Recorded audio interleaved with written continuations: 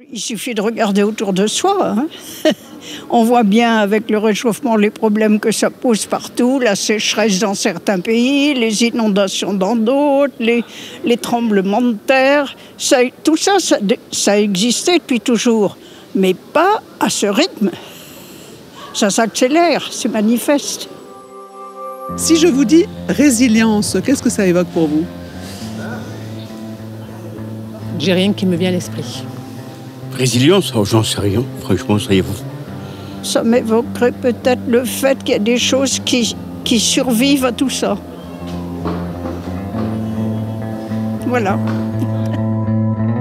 L'adaptation, cette capacité d'anticipation, c'est la façon dont nous devons nous préparer justement à être en situation de faire.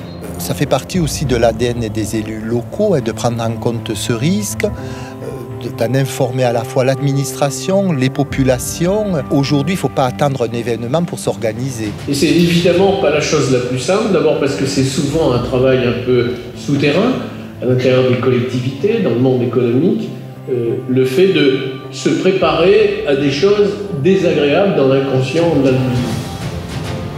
Aller au contact. Prendre en compte les avis de chacun. C'est une première possibilité. Éveiller la curiosité. S'engager au cœur des territoires. Impliquer, s'impliquer. Agir pour ne pas subir. C'est tout cela le Résilience Tour. Faire route ensemble pour débattre du risque. Des risques. Pour les regarder en face. Ce point de vue, ça c'est le point de vue de la personne du 21e siècle.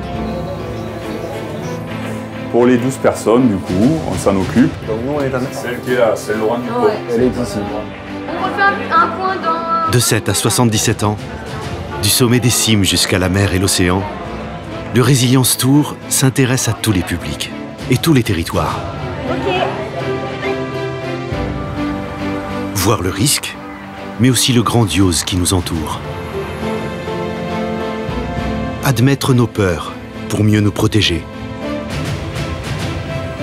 Changer de regard sur nos territoires. C'est l'esprit qui l'anime, qui nous anime.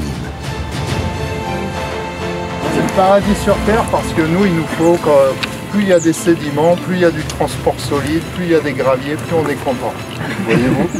Donc pour nous, le Manival, c'est vraiment un bassin versant intéressant. Il y avait du monde, beaucoup de monde pour ce Résilience Tour 2022. De jeunes sapeurs-pompiers, et quelques-uns plus anciens. Des enfants, beaucoup d'enfants. Des élus investis et des citoyens curieux d'apprendre. Des experts et des novices qui ont marché dans la ville, parcouru la montagne.